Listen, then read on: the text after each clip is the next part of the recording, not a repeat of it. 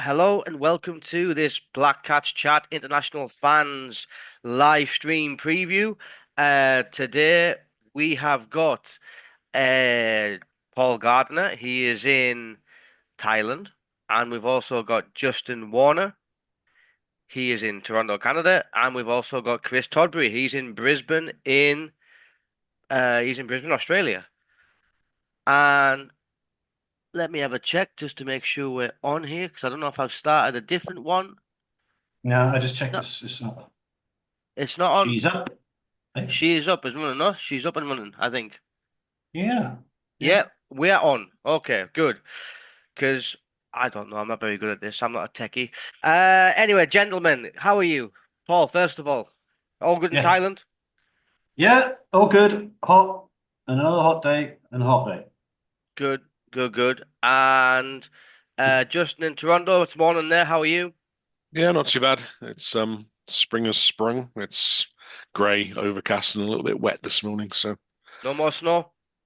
no snow. Well, yeah, famous last words. There's usually a sting in the tail. You normally get a bit of snow at the end of April, but yeah, it's been a few weeks yet.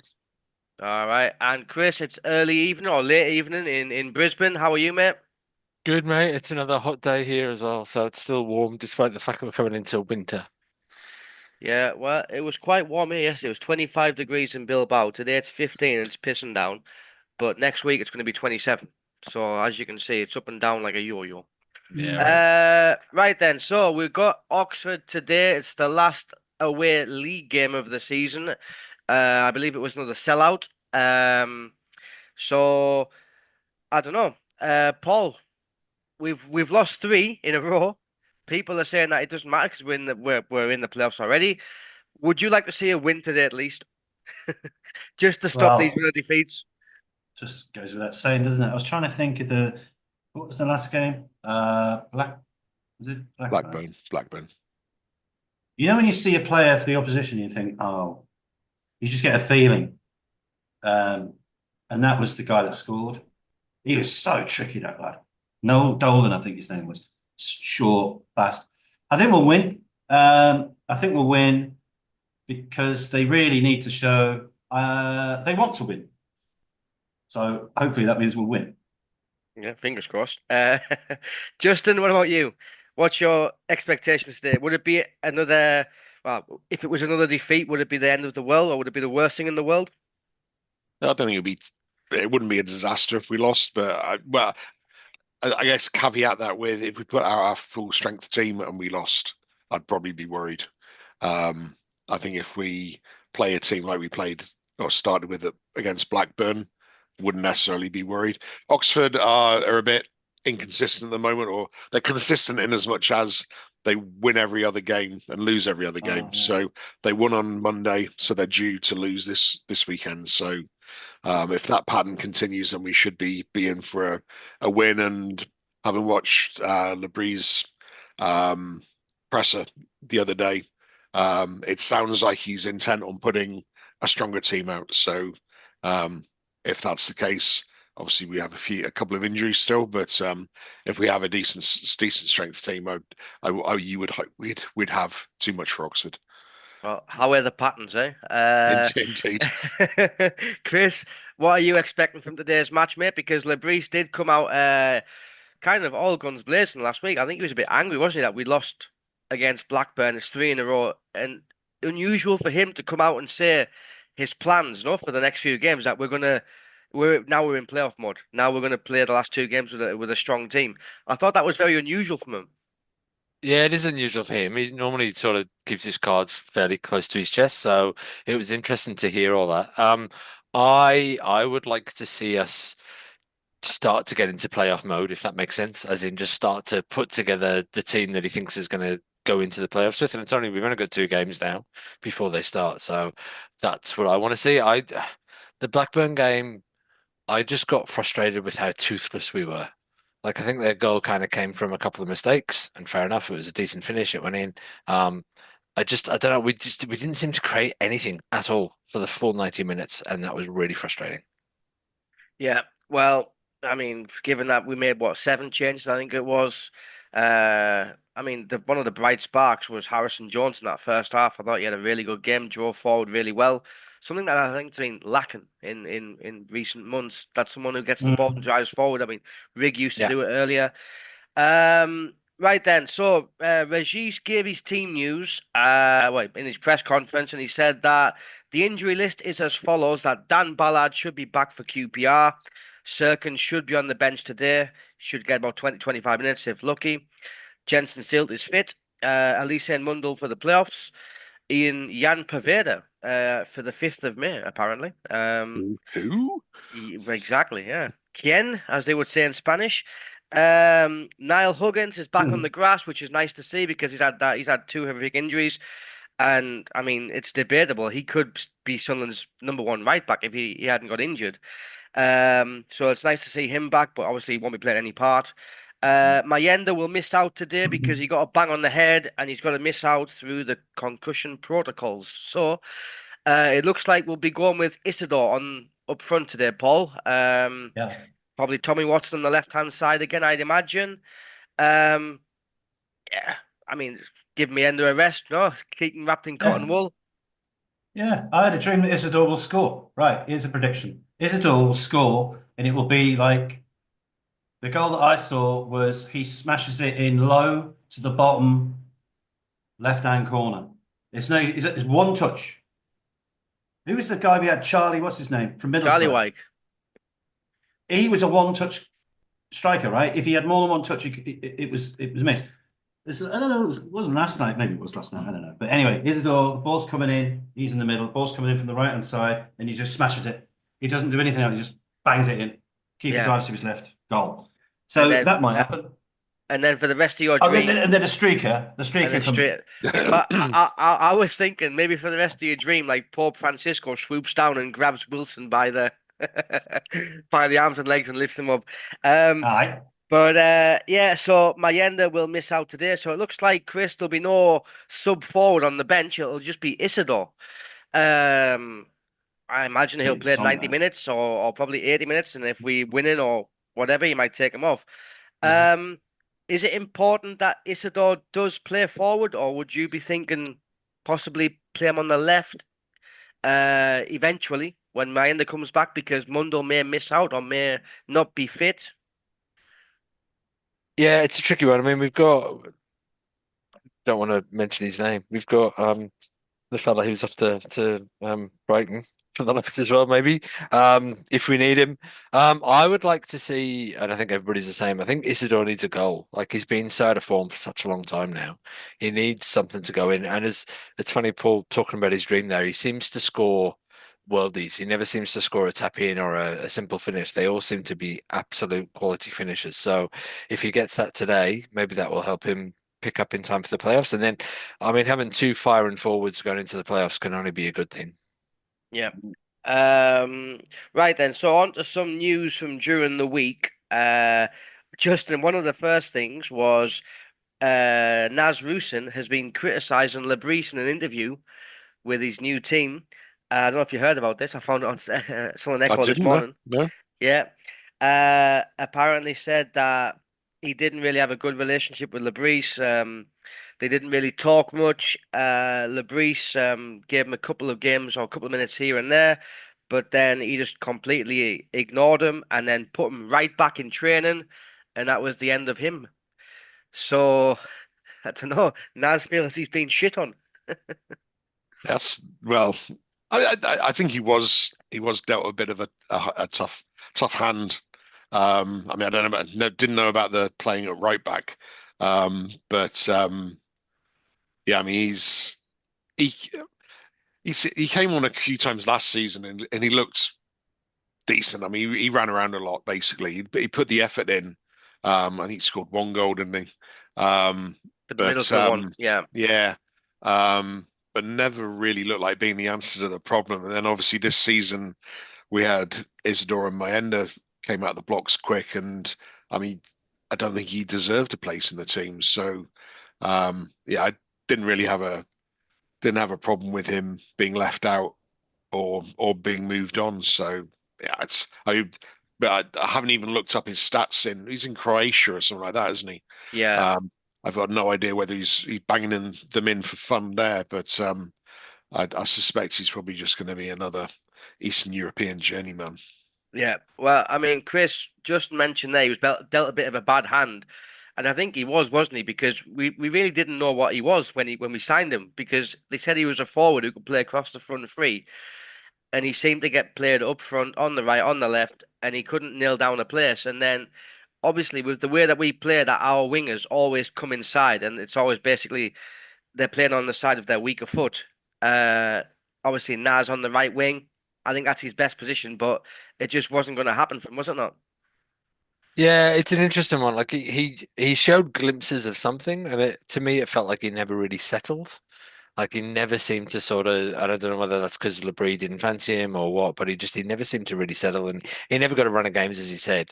That goal that he did score was a great finish. Like it was such a good poacher's goal, you know. He snuck in, he got his foot around the defender, and he stuck it in the net, and it was a great finish. And I thought that was going to be the start of something, and then it was just never in the same again. Like he scored. I seem to remember the game following after he scored. Frankie and Danny Collins were talking about how they were surprised he wasn't in the lineup because, like, what else can a striker do? If you go on and score and you get dropped for the next game, you got to be thinking, well, what else do I have to do? So, yeah, just felt like he never really got a shot. Yeah, I Yeah, just looked up his stats. He's split. He's played 11 games, 1 assist, no goals. So yeah, def it's not a good definitely not look, is it? prolific. It's not great, is it? And disgruntled former player in complaint shocker. That's Mm. it's not a big surprise, is it? Yeah. Paul, thoughts on Naz Rusin and his comments about Lebris? I mean, Lebris doesn't fuck around, does he not? I mean, in terms of getting rid of players, if he feels that they're not gonna work hard, I mean, Naz seemed to work hard, but I mean, if he doesn't think that they're gonna fit in, he's not afraid to wield the axe, is he not? We've seen that with the French lads. Mm. Yeah, it was a bit of a weird signing in the first place, I think, Mr. Rusin. Nobody seemed to really know for sure if he was a centre forward or he was an inside forward. And the only memories I have of him is really the goal that was it Chris just talked about it, where it was a really good shot. So I think he done well for that goal. But I would also sympathise with him in the sense that if you don't feel like, you join a team or you join in a band, in my case, and you think, I don't think this guy's going to make it, or he's just not quite got the personality fit with this team. And of course, Al-Shish, it was another victim of Mr. Regis Lebris. I think Pierre Ekwad kind of earned his departure because he was doing the same kind of thing under Mowbray. But I think that guy's probably just a lovely fella who is kind of chilled, he's laid back, and he's in this sport where it's all running through brick walls and stuff. And so I was saying to someone, probably we're just in the wrong sport. Yeah. Equa, kind of in the wrong sport at this time with football being far too intense and far too intense training as well. Yeah, that's true. That's true. But anyway, going back to Naz Rusin, Justin, I think the best thing about his time at Sunderland was his presentation. No, when he got announced as a new sign, they took him up Penshaw Monument Mm. at night, and they put like the lights on. Yeah. Um, and I I remember his first interview, and he said that he knew the basic of the language and he could get by day. And I remember his first interview and he said, "Hello, fans, Sunderland." I was like, "Yeah, mate, you don't know English very well." Yeah. Sorry. Not at all.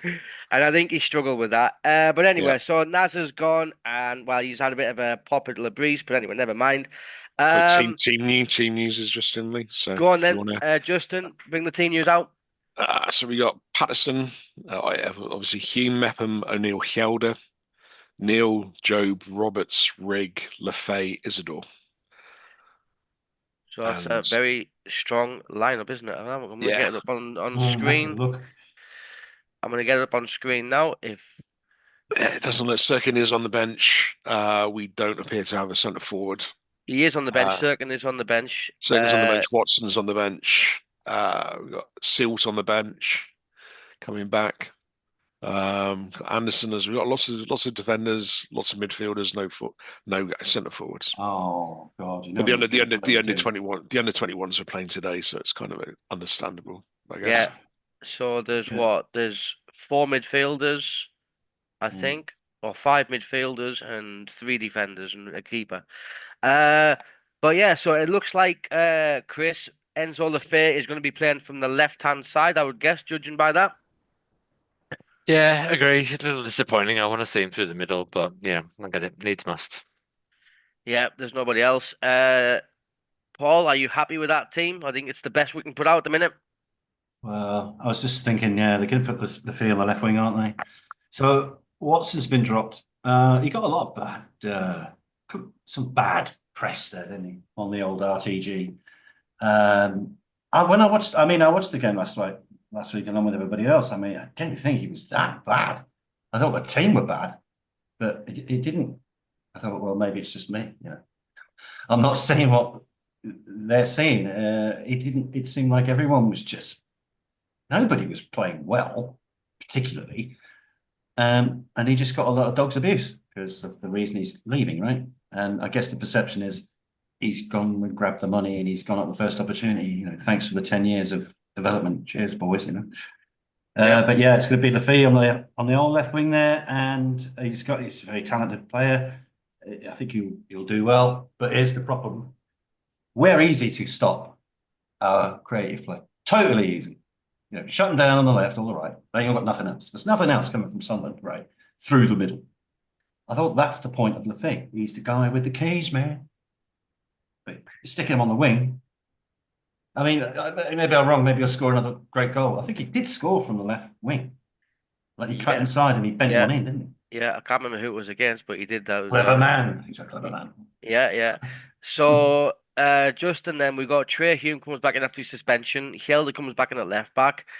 Daniel comes back in. Job comes back in. Robertson Rig didn't start last week, I don't think. Or Rig did start, I think, didn't he? And Roberts didn't, and Lefebvre comes in. So, yeah, I'm a bit disappointed for Joe Anderson actually, because I thought he did quite well last weekend. I don't know, Justin, do you think he maybe deserved another chance Yeah. or not? I mean, it's solid. I mean, it's sort of didn't offer a huge amount going forward, but I mean, Hjelde doesn't usually either. So um, perhaps perhaps the likelihood is that Hjelde's more likely to start in the playoffs. So I think that's what they're thinking is. I did wonder whether they would put Hume at left back and maybe have Brown on the right just to see how that went for a bit more, but. Yeah, Joe Anderson's a little bit of an unlucky one. I mean, his first start in like 3 years with us, and then he gets dropped straight away. But I think the writing's on the wall there. I mean, really, I'm surprised he stayed at the club all of this season. I mean, he was he at Shrewsbury on loan last year and didn't really pull up any trees. So I don't see him having a long-term future at the club. As again, like a lot of these younger players, it seems to be sort of if you had a run of games and you establish yourself, then all well and good. But it's taking that chance when it comes, and yeah, perhaps there are better options available to us. Yeah. Chris, in terms of subs later on today in the game, because I imagine that Lebris won't flog our best players for 90 minutes. He'll probably wait for 60, 65 and take them off. So from the bench, you're probably looking at Brown, Samed, Serkin, and Watson probably getting minutes, I would imagine. Yeah, the only other one that I can think of is maybe Alexic. Still, for me, I keep hoping he's going to do something where you see something, some glimmer of talent or ability, and I feel like there's half a snippet of it, and then he fades out of games. You know, he's the game that he started recently. I was very excited to watch him and see what he did, and unfortunately, he didn't do a lot. Only got hooked at about 60 minutes, I think. So maybe Alexis might come on and we'll see something. And following on from Justin's comments about Anderson, Anderson's an interesting one because I work with a big Everton fan. And he raved about him, and he was like, you know, you've got a gem, you've got a really good young player there. When we signed him, he was like, you'll see him in the first team soon, and he's a really solid centre back. And I don't, again, like you, I don't think he did badly the other day, but again, it just seems like he's just not fancied. He's just been dropped again at the first opportunity. So, yeah, I think his days with us are numbered. Yeah, I mean, we have a habit of like buying young centre backs from Everton, didn't we? The last one was Morgan Feeney. I don't remember him. He Yeah, was like Everton captain as well, and he was highly rated. He ended up at Carlisle. So, yeah, so did um, I. so yeah, that's an interesting lineup. I mean, you'd like to think, Paul, that we wouldn't get beat with that lineup, because if we do get beat, it doesn't bode well for obviously the next game and the upcoming players, because that would be 4 defeats in a row. So you would hope that minimum a draw and a good performance, right? So the last game, Oxford, actually they had a draw versus Cardiff City. This they win or lose thing, 5 games win or lose, and now they're a draw. I'd be, I don't know, the days of really caring whether we win or lose, like the weekend is ruined. I think those days are behind me now. I'm 52. Like I remember being in the Premier League and my weekend was just ruined. And I'm like, I don't like this affecting my life for the whole weekend. I object, Your Honour. So if we lose, it's going to be a meh from me, mate. If we win, great, wonderful. I'm happy. If we lose, it's going to have to be a meh because there's just too many. There's only so long you keep stabbing yourself. So yeah, win, lose, or draw. I happy to win. If we don't win, run to the playoffs anyway. Yeah, all right then. That will Uh, hurt if yeah, we lose the playoffs. That will hurt. I'm sure it will. Chris, Marco Gabbiadini, Marco Golo, he was on Total Mm. Sport this week and he was making a couple of comments. One of them was regarding Tommy Watson. He was saying that it's absolute ridiculous that Tommy Watson is getting booed by his own fans. I agree with that. I don't think he should be booed. Hmm. I think he's got to take the criticism, but booing a player, I think, is a bit too far. Thoughts? Yeah, no, I completely agree. And I think you and I, the podcast we did recently where he was just anonymous. I can't remember who it was, the game before Blackburn. He Crystal, was yeah. just, because yeah, he was just absolutely anonymous. And I said on that, I hoped that it was more that he was just out of form. And again, like we talked about, he took a while to get into form when he first came into the team. And it's just hopeful that because he had a fairly bad injury, it's just taken him a while to get up to speed. And again, like Paul said, I thought he played better last game out. I thought we saw a little bit more from him. He seemed like he was showing for the ball a bit more and had a bit more about him. So completely agree with Marco, which is unusual for me. That we shouldn't be booing our own players. And I mean, to me, you don't boo your own players unless they've done something absolutely heinous. And he's just a kid. He's trying his best. Yes, he's made his move and he's going to go off to the Premier League. And again, how many of us would turn down a different job with a pay rise offering us 4 times our current salary? Despite how much we might love the company we're working for, somebody else comes along and goes, "Do you want 4 times what you're earning doing the same thing?" I think most of us would go, "Yes, please." So yeah, I don't think you can knock him for that. It's a shame. It'd be nice to see him come through with us, but 10 million quid for a kid who at this stage is still unproven. Like all they bought for me is potential. He's shown glimmers of something, but he hasn't proven it at any level. So if they're wanting to pay 10 million quid for a bit of potential, then yeah, I say we take it and move on and hopefully reinvest it. Yep. Justin, the other point that Marco made was Sunderland should be interested in Jamie Vardy after he announced that he's going to leave Leicester after God knows how many years. I think he's been there for what, 12 years, 11 years. Um, so for me, it's a No, no because it's he's no, he's 38 no, year old, exactly. and even though he is like a prolific goal scorer, like it's not what we need. He was a prolific goal scorer. Yeah. Yeah, a 38 going on 39-year-old. Oh yeah, he probably would score. Yeah, I mean, I know I know as a supporter base, we've had these kind of conversations before. Oh, we should bring him in. He'd be good for the kids to learn off. Yada yada yada. No, I don't think so. Yeah, it's just completely the wrong move. I dread to think what wages he'd be after as well. So Right, yeah, he's like the type of sign. I'm like, for example, imagine like Bristol City win the playoffs. mm, He's the kind of like player Bristol City would need Yeah. for that season. But yeah, definitely not for us. Right then, Paul. Jack Clark, there were rumours this week that he's unhappy at Ipswich about the amount of game time. Obviously, they haven't been confirmed as relegated yet, but it will be pretty soon, I think. There were some rumours linking him back to Sunderland, saying that he wants to come back up north. I don't know if it was a loan or if it was a cut price deal. Would you take him back? Uh, well, yes, if he genuinely wanted to come back. I mean, I read his interview on the site. Was it? I was on my phone, and you get like random articles about Sunderland, and it was a news article. I think it might have been the Echo, Sunderland Echo or something, and he was saying, "There's nowhere else I'd rather play," doing all that. So I don't know where that story's come from. I think it was just yesterday evening when I was just going through my phone, the new articles. And he's the interview, he couldn't have seemed happier. And he's like, I don't want to play anywhere else. It's quick, wasn't it? Yeah, His no, I think that was his one of love for Ipswich. I think that was Within one months. of the interviews, wasn't it? He did a Yeah, it live was his interview, interview.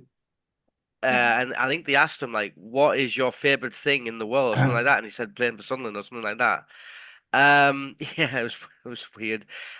Justin, I mean, it's a pity that obviously Ipswich are coming down for him, and that he's going to be passing down, and we could be passing him on the way up potentially. Uh, would you be happy if we looked at getting him? Do you think it's realistic, or do you think it's just paper talk? Hopefully it's just paper talk. I don't think we've played well. I think we've played better without him than we played with him, to be honest. We were over reliant on him. Um, I think Mundle is as good a player as Jack Clark was when he was coming through. Um, yeah, I don't really see that it would be beneficial for us to essentially put Mundle's development onto the back burner to accommodate Jack Clark. I don't think he would bring anything to us um, in the championship, and if when we get promoted to the Prem, I mean he's been poor for Ipswich every time I've seen him. He's looked completely out of his depth. So yeah, I don't really see why we would be looking for that sort of player. To be brutally honest. Yeah. Chris, just mentioned there that we were over reliant on him on that second season in the championship. I think he scored what 16, 17 goals. I think he scored. Yeah, it was a But lot. it's funny, isn't it? Yeah. Because the season before he was kind of like not anonymous, but he wasn't getting the limelight because obviously we had Ahmad and we had Roberts doing their magic on the other wing. Um, so I don't know. Would you take him back, or do you think that boat has sailed now and that he's got to move on? He's 24 now. I always think it's risky going back. And I think I'm probably on the same page as Justin. I think we've got just as good, if not a better player now. Yeah, I think we all move on. I think he's made his decision. And if he did come back, I'd want him to leave his lovely agent, which isn't going to happen. So I'd like him to get away from that man. But no, for me, it's yeah, you don't go back. It rarely works out, so I wouldn't have him back. Yeah. All right. Next thing then, Paul. Joe Bellingham has been linked with two German clubs, RB Leipzig and Borussia Dortmund, according to a Sky Sports Deutschland journalist. He says 25 million is the rumored figure. Uh, is there any hope of us keeping him beyond the summer if we go up, or do you think it's written on the wall already? Um, if we go up, I still think I'll go. Uh, if somebody's offering that much money, and if we need that much money and whatnot, I don't want to say anything about the playoffs, right? But hmm, uh, if we don't win the playoffs, I'm okay with young these young players. I mean, leaving for really amazing money, the kind of money that Sunderland hasn't seen the likes of for up until recent times under this ownership for a long, long, long, long time. Like going back to Pickford, I'm going to probably. go back to Pickford. Yeah. Yeah. When we sold someone for 25, 30 million. Oh, and he just goes on to be the England goalkeeper. Oh, and Henderson just goes on to be the England captain. So something's afoot here, isn't it? Like if you get a Sunderland player like that shows this level, he might end up being your captain of your football team. So I would be putting massive bonuses in their contract, like huge, like very unreasonable in the clause of the transfer, and just try and get away with it. Yeah. Justin, what do you think about Job? Do you think there's any hope of us keeping him beyond the summer? And if he does go, is 25 million undervaluing him? Yes and yes. I would say yes, we do have a chance of keeping him if we get promoted. Because I think he's going to be seeing significant playing time with us at the higher level. I think it would be a huge risk for him to go to Dortmund or anywhere else, and basically run the risk of doing a Jack Clark and sitting on the bench for most of the season. And yes, I think 25 million, if you look at how much like Archie Gray went for, 25 million does seem a little bit on the cheap side. I would have said you probably had another 5 to 10 million on that, plus add-ons. Yep. Chris, thoughts? Yeah, I think if we do go up, I think we have a slim chance of keeping him. I don't think it's much of a chance. But if we don't go up, he's got to go. Like, it's, as much as I hate to say it, he needs to go to the next step, and he's going to be. He obviously wants to follow in his brother's footsteps. I don't know if he's quite as good, but he's still a hell of a player. And if he keeps going on the trajectory that he's on, he's got a hell of a career in front of him. So, and again, I agree with Justin. I think 25 million is cheap if you look at some of the other prices that are bandied about for England players. If it was 25 with a bunch of add-ons, then that would be more palatable. But yes, I do think that's a bit of a bargain if they're going to get him for that price. Yep. Ooh. Right then. So, Justin, on to a couple of games then, which relevant to us. Last night, Sheffield United beat Stoke 2-0. Sheffield United apparently rested players. They made 6 changes. They got a 2-0 win. And today, Luton are currently 0-0 against Coventry. Both teams have had a red card.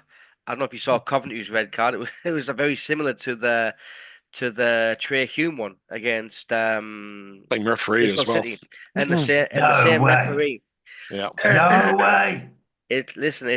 I'll send you the link, Paul, but it's identical to Other the Trey side, but Hume. other side, but otherwise identical. Yeah, it's sort of similar distance out, similar positioning wide, similar, possibly even less contact than Trey Hume. Even less is Yeah, yeah. I'm not sure you can have negative contact, but yeah, it was.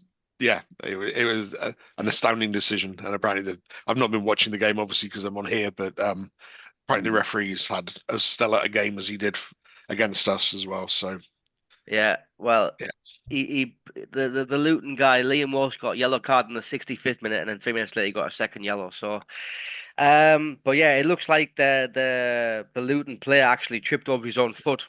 Mm. But anyway, never mind.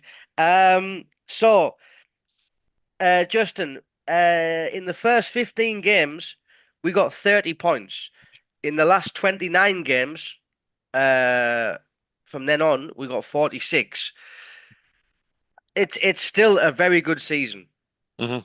but would you have expected a couple more points based on the way we started, or do you think that it's just happened like that because of the young squad, the inexperience, injuries? Well, I think we've kind of covered this in some of the pods. It's I think injuries have definitely played a part. I think the young and inexperienced squad has played a part. Potentially our new coach has played a part. I think we're obviously not playing with as high a press or with as much intensity as we did in the early games when teams couldn't live with us. Whether that was sustainable for an entire season is debatable. You'd probably say it wasn't, which is why we'd changed. But we've kind of gone to the polar opposite now. It's sort of like we're very, very timid in possession, very sort of lateral rather than attacking.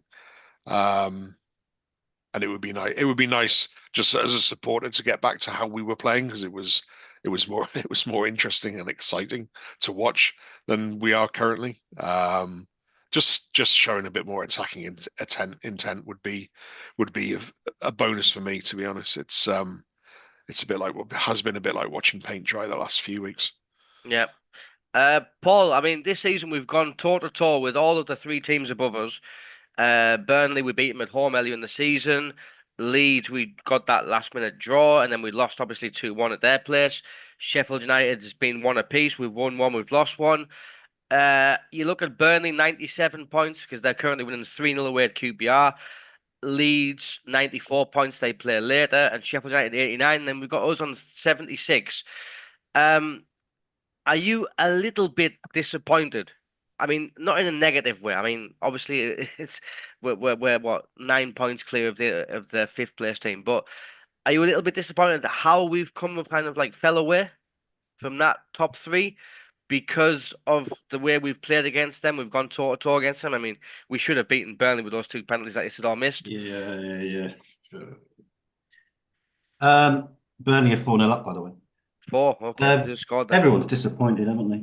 Every Sunderland fan's disappointed with this, the way that they're playing. Barring obviously a player getting sent off after 6 minutes for nudging the back of someone's heel, who then dived to the ground 1.5 strides later. Then we have to go, all hands to the pump. We probably went 4-4-1. What really boils my piss, sorry for the language, is this insanely boring thing where Job or Dan Neil run into the central defensive area, receive the ball, and then just play the ball back to the centre back. They do it time and time again. Time and time again. I don't see what it gets you. It's not American football where it buys you yardage further up the bloody field. What do you get from that? You get nothing. You get to retain possession. Well, do we get bonus money for that? Do they get bonus money for retaining possession? I mean, I'd love to know because they had 77%. Was it, last week? Oh, what was the stats? I don't know. Maybe it was the game before. Bristol, they had 77%. Yeah. We did play a little bit better towards the second half. I think the last 10 or 15 minutes or so, he brought on some changes. And I think it was a bit better, but it was just nobody had a good final ball in the last match. Not a single bloody one. And yet their goal, when I messaged her, everything connected and everything came off for that goal. Nothing went wrong. I just don't. We never seem to have that little bit of a gift from God. Like that pass worked, that came off. Second balls, we got the second ball. It's a lot of that going on in central midfield in general in recent times. We're just not there. Or there's a ball that pings into the box and somebody's just not there when they bloody should be. A centre forward, for instance. So we're not getting the rub of the green. We're not getting the rub of the green, but we're not getting the magic of football's rub of the green as well. The bonus level that if you put the effort in, you for one reason or another, football gods will shine down on you, and you will get that amazing header all those years ago against Chelsea, which is still possibly the best header ever in the FA Cup, right, against Chelsea. The guy was on the edge of the bloody box. He was on the corner. Gordon Chisholm. Gordon Armstrong. Yeah. Bloody amazing. Anyway, sorry, I do digress. Boys. Never mind. Paul, I've been reading Chris, I've been reading a couple of comments online this week. People disagreeing with me about our style of play, that they don't think it has actually changed they think it's been pretty similar throughout the whole of the season, and that basically the Sheffield Wednesday game where we won 4-0 was just, Sheffield Wednesday came out to attack and we capitalised. I don't know. I disagree. I remain firm to my belief that our style has changed, but some people disagree. What are your thoughts? Yeah, interesting. Yeah, I mean, I think again, the Bristol pod we chatted about, um, it feels like our press has dropped off quite dramatically. Like the first sort of that lightning start that we had to the season, it felt like we were hunting in packs, we were closing down, we were putting a lot of pressure on the opposition, and it feels like we've gone from that to sort of more sitting back in a low block and then holding onto the ball for a long time, and then maybe counter attacking if the opportunity presents itself. Um, I do think that we're a lot better against teams that come at us. So obviously, I think Sheffield Wednesday came to the stadium and had a go, and we had a bit of a field day with them. I think any team that comes and plays, we're always going to do better. One of the other gents chatted about how it's very easy to come and take points off Sunderland. You just need to sit back. If you sit back and absorb, we just have no idea how to break teams down. Yeah, Blackburn the other day, we huffed and puffed and went all day. And like I said at the start, there was no killer opportunity. There was no chance that came up, and I was on the edge of my seat, kind of half thinking we might have a go. It feels like there's just something missing in that final third kind of thing. So, yeah, I'm with you, Lee. I think we've changed our style. I think maybe Labrie kind of looked at it and thought he couldn't keep up the intensity with the sort of 16 that he stuck with over the course of the season. And he's right. Like we couldn't have played that high level of press for 46 games. Like it just wouldn't have worked. Would have killed them. So yeah, no, I do think the style of play has changed. Yeah, not Yeah, with 16 players. Five yeah, press with 16 players. Like, yeah, that's not going to work. You need about 32, mate. About 32 players. yeah. Just, Justin, sorry, just to butt in there, mate. yeah. Coventry have just scored an own goal, so Luton are Oh wow. winning 1-0 in injury time. So Yeah, that game's nearly 92nd minute. uh, Yeah, I'm looking at that right now. So what does couldn't that do happen for to the a nicer table team. then? For the Not very table? much. I mean, it means basically that Borough are now within 3 of them. Yeah, and they've got a Obviously superior goal difference. with a game in hand. So basically, they could, if they win Borough and win both their games, they'd be in the playoffs. Yeah, Borough at home to Norwich today. And who else is in there? Bristol City, they've got who are Burnley Bristol got City? 5. Yeah, Burnley got 5-0, which is madness because they couldn't score goals, but they could keep them out. Yeah. So yeah, Borough Bristol, basically. Bristol Go have on, got Justin. Leeds. Bristol have got Leeds on Monday away, so that's not going to be any. That's not a given either. But then Leeds are pretty much on the beach, so.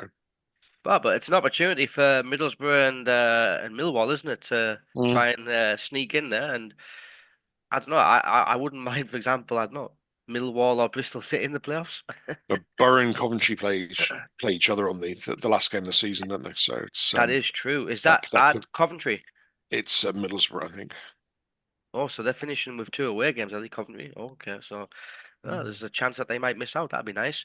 Mm. Justin, your thoughts on the style of play.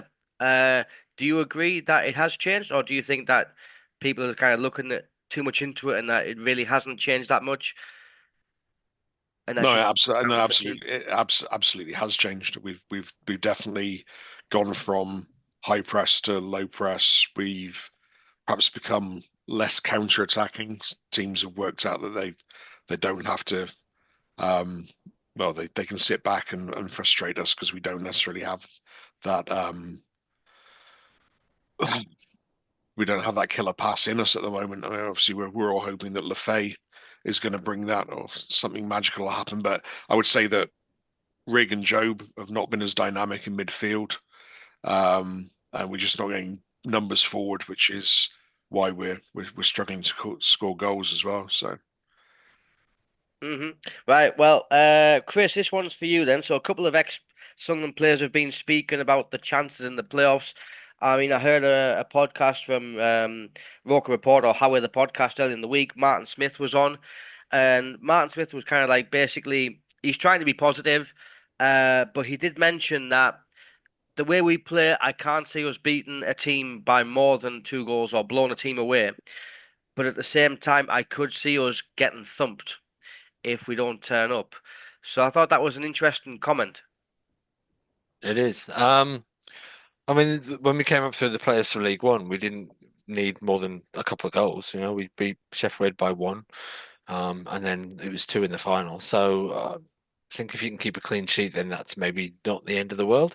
It's an interesting comment that he can see us getting thumped. Like, I think other than Coventry, put me right if I'm wrong, I can't think of another game where we've been on the end of a shellacking this season.